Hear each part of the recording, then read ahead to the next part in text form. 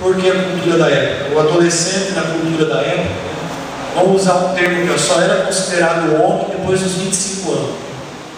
Podia servir no exército, agora virou homem, né? O adolescente era desprezado, igual a mulher na cultura da época, quase igual a uma mulher na cultura da época. O jovem ainda não era visto o seu valor. 15, 16 anos, que é a idade que Davi deveria ter, né, segundo os historiadores. E a profissão dele, pensa que guardar ovelha era algo que dava moral, né? Primeiro, né, imagina a situação de Davi. Dos 8 filhos era o mais novo, né? Ou seja, era o último que falava e o primeiro que apanhava. Você é o último que fala e o primeiro que apanha. E apanha de todos os irmãos mais velhos, né? É o mais novo. Esse aí só veio para atrapalhar, né? Para dividir a herança. Aliás, né, o primogênito ficava com metade da herança. Então os últimos aí iam, né? Segunda coisa, né? O serviço principal fica para os mais velhos. Escolhiam o que era mais honroso, né? Vai cuidar de ovelha. A ovelha não dá muito trabalho, o bichinho fica no pasto, vai lá, fica cuidando das ovelhas. Você só tem que cercar, não deixar fugir, né? Vai cuidar de ovelha, né? Vai dormir no pasto, né? Vai passar algumas noites fora de casa dormindo com as ovelhas, dependendo do lugar onde elas pastavam, né? O pastor tem que estar lá junto. Então Davi, amados, o menino Davi, ele era tão rejeitado na família dele, que quando Jessé vê que Samuel vem vindo e avisa que ia na casa dele para fazer uma ceia e para ungir um dos seus filhos, o pai nem chama Davi, nem chamou o coitadinho. Consegue imaginar isso? Não, a gente está aqui parafraseando, mas foi uma realidade que aconteceu, está nas entrelinhas da Bíblia isso. Vamos ler então. Eu vou estender mais 10 minutinhos, né? E a gente termina, só para deixar a aula no ponto para domingo que vem. Então, capítulo 16 de 1 Samuel.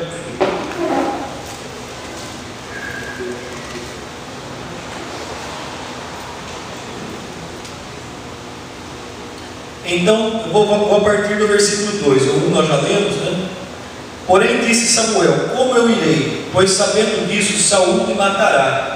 Então disse o Senhor: toma uma bezerra das vacas em tuas mãos e dize: vim sacrificar ao Senhor.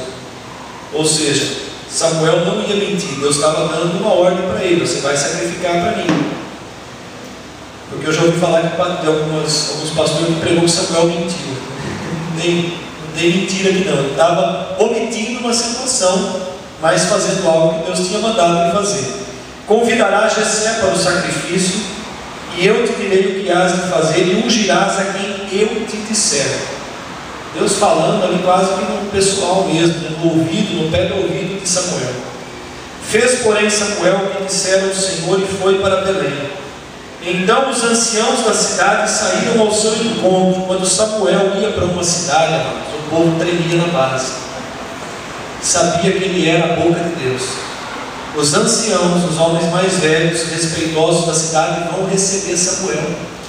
Eles chegam para Samuel tremendo e perguntam: é de paz a tua vinda? Ou você veio aqui para lançar uma palavra contra a cidade, né? Será que a cidade está em pecado e vai, né, acontecer algo conosco, algum juízo de Deus? Eles tremiam diante da presença do homem de Deus. E Samuel disse: é de paz, eu vim sacrificar ao Senhor. Santificai-vos e vinde comigo ao sacrifício. Essa palavra, santificai-vos e vinde comigo ao sacrifício, tem muito a ver conosco hoje. Santificai, separai-vos. Havia uma ordem que, para se oferecer a Deus um sacrifício, o povo precisava se santificar. Havia alguns rituais de purificação. Então eles se santificam e depois eles vão oferecer o sacrifício. Jesus não disse que se você tiver um problema com o irmão, vai lá, resolve o problema do seu irmão, depois você traz o teu sacrifício, a tua oferta. É o mesmo princípio, né? Não adianta a gente querer agradar a Deus numa área se a gente está desagradando no outro. Não adianta eu trazer a minha oferta ao Senhor se eu estou levantando, alimentando o ódio de alguém. né? Se eu estou semeando ira, se eu estou de mal, né, com alguém, né? Não adianta, vai primeiro, conserta essa situação e depois oferece a Deus. Então eles se santificam. Ele santificou Jessé e seus filhos. Olha aqui, por que Davi não estava aqui incluso? Porque Jessé não fez questão de mandar chamar Davi. É menino, está lá no campo, cuidando de ovelha, está tudo sujo, deixa lá. Não vai fazer falta, não vai fazer diferença, né? É o rapinha de taxa, está lá só, deixa lá. Não traz aqui porque vai só atrapalhar, né? Vai querer tomar um lugar que não é dele, vai ficar de olho na comida dos irmãos, sei lá, né? Deixa lá no campo. Sucedeu que entrando ele, Samuel viu Eliabe e disse: mas certamente está perante o Senhor o seu ungido. Olha Samuel, né? O coração enganoso do homem, que Jeremias diz lá em 17:5, o coração do homem é enganoso. Samuel bate o olho em Eliabe, lembra de quando Deus escolheu Saul, falou: olha, Eliabe e Saul, os dois altos, bonitão, forte, mais velho da casa, o primogênito é esse. Eu acho que Samuel pegou o chifre e já foi correndo lá. Deus falou: para, não é esse não. Aí vai para o segundo. Olha o que Deus diz no versículo 7. Porém o Senhor disse a Samuel: não atentes para a sua aparência, nem para a sua estatura, porque eu rejeitei. Porque o Senhor não vê como vê o homem vê o que está diante dos olhos, porém o Senhor olha para o coração. Aqui fica uma dica para aqueles que ainda são solteiros, né? Solteiras. Não se encante com a aparência, busque conhecer o coração. Os abençoados, meu filho, vai orando para Deus preparar uma, Rafael, né? Vai orando, não vai pela aparência, olha o coração primeiro, né? Olha o coração, né? Em nome de Jesus. Então Jessé chamou Abinadab e o fez passar diante de Samuel. Abinadab é o segundo da escala, né? O mais velho não é, mas o segundo mais velho, Abinadab, também não era Abinadab. Aí vem o terceiro mais velho, Samá. Aliás, eram os três que foram servir Saul na guerra contra Golias, né? Os três que estavam lá na linha se escondendo do filisteu, né? Golias saía, afrontava, os três estavam no meio do povo trincheirado, escondido. Ou seja, Deus conhecia o coração deles. Samá também não escolheu esse. Assim fez Jessé passar seus 7 filhos diante de Samuel, como se ele não tivesse mais um. Samuel, porém, disse a Jessé: o Senhor não escolheu nenhum desses. Ou seja, Deus não havia revelado para Samuel que tinha mais um. Mas peraí, o Senhor mandou vir aqui ungir os filhos de Jessé, já passou todos, não tem ninguém, o Senhor falou. Aí então Samuel tem discernimento. E ele pergunta para Jessé: acabaram-se os seus filhos? E Jessé responde: falta o menor, né? Está lá no pasto, está sentando ovelhas, né? Ou seja, esquecido, desprezado. Tem um lá, né? Mas é o Davi, né? Está lá no pasto, né? Chama ele. E aí a gente sabe, né? Então Jessé mandou buscar e o fez entrar. Ele era ruivo, formoso de semblante, de boa presença. E disse o Senhor: levanta e unge, porque é esse. Eu fico arrepiado. Aí Deus achou aquele que era segundo o seu coração. Eu queria até parar nesse texto aqui. Então Samuel tornou o vaso de azeite, ungiu no meio dos seus irmãos. Agora vem a honra, né? Ele é ungido diante de todos os seus irmãos. E daquele dia em diante, olha o versículo 13: o Espírito do Senhor se apoderou de Davi. E Samuel se levantou e foi para sua cidade, para Ramá. A gente vai parar por aqui. Então veja, amados, como que foi a escolha de Davi. Deus proveu para si um rei. Deus não olha como o homem olha. Deus olha o interior, não olha a aparência. Deus escolheu Davi porque já conhecia o coração de Davi. A palavra de Deus não diz que o Senhor procura na terra, procura adoradores, né? Jesus diz: Pai procura adoradores que o adorem em espírito e em verdade. Ezequiel diz: o Senhor procura entre aqueles um que tape a brecha. Deus procura intercessores, procura pessoas que oram. Então os olhos de Deus estavam sobre todos os homens da nação de Israel e das outras nações, na sua onipotência, onipresença, onisciência. Deus olhou para todos aqueles que estavam vivos naquela geração, e aí ele achou Davi, irmãos. O que Davi tinha de diferente? O que é que Davi fazia lá no campo que chamou a atenção de Deus? É esses detalhes que a gente quer trazer. Era só um adolescente, não havia nem entrado na idade adulta, era um moço aí, uns 16, 17 anos, meio excluído da família, meio largado, ninguém dava muita atenção, mas ele estava fazendo algo que agradava o coração de Deus. E aí, quando a gente vai aprofundando nos Salmos, por exemplo, nós vemos que muitos dos Salmos Davi compôs no campo e redigiu depois que ele era rei. Era uma vida que, apesar de ser ainda jovem, desfrutava da intimidade de Deus, caminhava na presença de Deus. A gente consegue imaginar Davi fazendo o serviço dele. Eu acho até que ele gostava de cuidar das ovelhas. Na Record tem passado os seriados de personagens. Mas lógico que ela viagem, muita coisa, mas assim, está na Bíblia, eles colocaram uma grande parte do relato. O livro de Davi mostrava muitas vezes, quando ele estava sozinho no arca, intimamente ele adorava a Deus. Eu creio que era assim, né? O Júnior está citando o seriado e está sobre a Bíblia. Vai passar agora a sessão da Bíblia, vai passar a eles fazem uma espécie de novela, mas não teve a Bíblia, né? Alguma coisa boa tira. Mas essa visão é real, irmãos. Porque depois Davi é convidado para cantar hinos, tocar no instrumento na presença de Saul, que estava atormentado por um demônio. Ele já sabia tocar. Quem ensinou Davi a tocar? Quando que ele aprendeu a tocar? Lá no pasto, nas horas de folga que o rebanho dormia, ele estava mais tranquilo. O instrumento da época não era o violão, era a harpa, Ia lá, Davi dedilhar a sua harpa, aprendeu, ou conseguiu tirar uma nota, que é um mi, um sol, sei lá, ou conseguiu, combinou, ou tá dando ritmo, tocando a minha harpinha, saiu uma música. Ele tocava para dormir. Oi? Mas ele tocava para dormir. Ele tocava para dormir, se acalmava para dormir. Mas sabe o que a gente vê aqui? Expressa uma vida que tinha intimidade com Deus, adorava a Deus, fazia o que ele tinha sido mandado fazer, obedecia o Pai.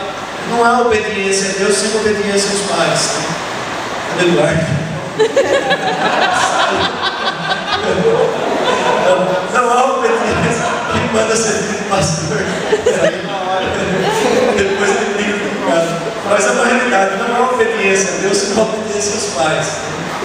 Davi estava lá cuidando das ovelhas, não se rebelou contra a ordem do pai, ainda que fosse um serviço que a maioria não queria fazer.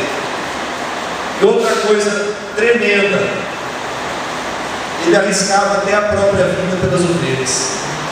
Quando ele conversa lá com Saul, ele não admite que uma ovelha que estava sob o seu cuidado fosse morta, virasse comida. Ele era muito justo.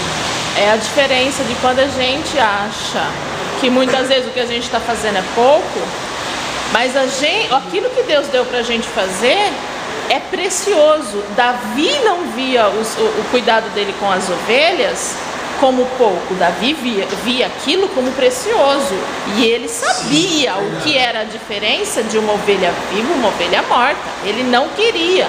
O que estava na mão dele poderia ser pequeno aos olhos. É isso que esse André colocou, é uma profundidade muito grande.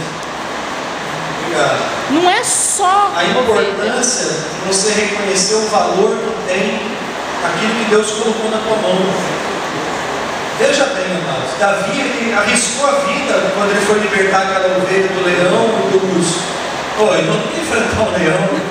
Eu tenho assistido lá o Neto Dio, eu vejo lá a caçada dos leões, como que é. O bicho tem esse tamanho, vai daqui na parede. Olha o meu tamanho.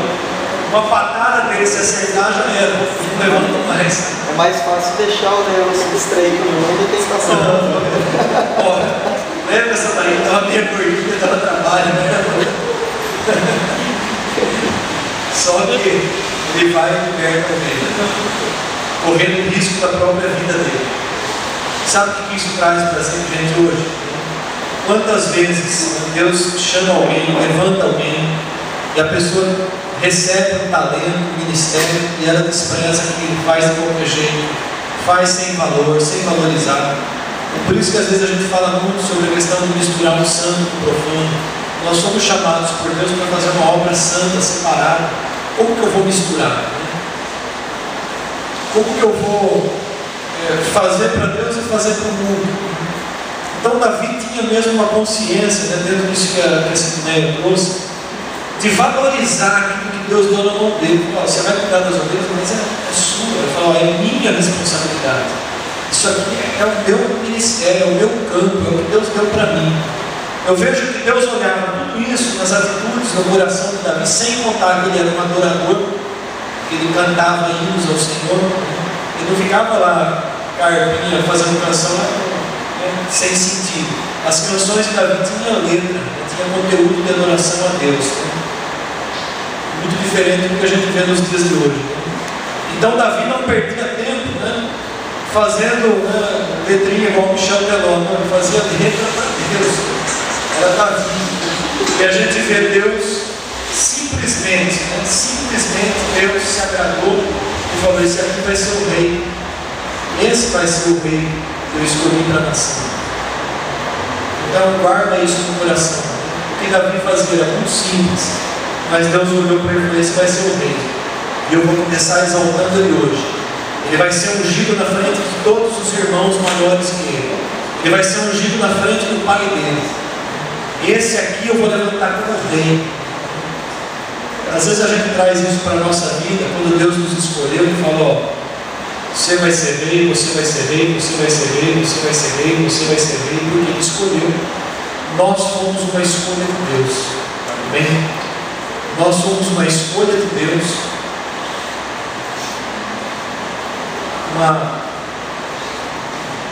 Igual Deus fez com Davi, separou para Ele, fomos separados para Deus, para cumprir um propósito de Deus na nossa vida. Quando a gente para e pensa nisso, a gente passa a valorizar a nossa vida. A gente passa a valorizar a própria vida, porque Deus simplesmente me escolheu no meio de uma multidão para fazer tal coisa para Ele. Quem sou eu para fazer alguma coisa para Deus? Aliás, é só um minutinho mais. Aliás, no Salmo 8, Davi fala, Senhor, quem sou eu? Quem é o homem para que dele te lembres, ou o filho do homem para que visites? Olha a consciência de Davi. Eu estava lá no campo, eu não era nada, o Senhor me fez rei. Quando ele dá uma patinada, que ele esquece disso, Deus lembra ele, fala, lembra de onde eu te tirei de trás da malhada. Não esquece de onde eu tirei você, Davi. A gente vai chegar lá mais para frente na história. Março, só para a gente encerrar. Apocalipse tem um versículo que fala que antes de cordeiro com braço para Deus que escolheria, né, chamaria os como rei e sacerdotes que reinariam sobre a terra. Sim. Às vezes a gente passa nem com um mudaria sobre a terra porque a gente não exerce aquilo que Deus tem dado. Eu creio que na glorificação nós vamos ter receber de Deus, né, regiões onde nós teremos uma autoridade que nós sequer imaginamos. Por isso que eu acho que o universo está em constante expansão. Né? Vai falar, você vai cuidar disso daqui, você vai cuidar dali, a gente vai ter nós não vamos ficar ociosos nos céus, né? Essa é uma realidade. Então, amém, irmãos. A gente vai dar uma paradinha aqui e vamos estar orando. Convidar o André para estar agradecendo a Deus, encerrando a escola bíblica. E a gente vai prosseguir aí até o momento, se Deus nos permitir, de quando Davi ele entrega o cajado, né, passa o cetro de Salomão. Eu creio que a gente tem muito a aprender nesses detalhes da vida de Davi. Né? Amado Jesus, nós somos gratos a Ti por esta manhã maravilhosa, somos gratos a Ti pelo Teu cuidado para conosco e Te agradecemos, Senhor Deus, pela Tua santa palavra. Obrigado, bendito Deus, por aquilo que foi ministrado em nossos corações. Obrigado, Senhor, porque nós, através dessa palavra, entendemos e aprendemos que Tu não olha para nós como os homens, Senhor Deus, mas Tu sondas os corações. E eu Te agradeço por isso, Senhor. Por isso eu peço, guarda o coração da Tua igreja, fortalece a Tua igreja, abençoa a Tua igreja com a Tua santa presença, Senhor Deus. Abençoa-nos, Senhor Deus, no restante deste domingo e prepara-nos para o culto à noite, Deus. Em nome de Jesus Cristo que eu oro e agradeço. Amém. Então, bom almoço a todos. Quem não trouxe oferta de alimentos pode trazer no culto à noite. E Deus nos abençoe em nome de Jesus.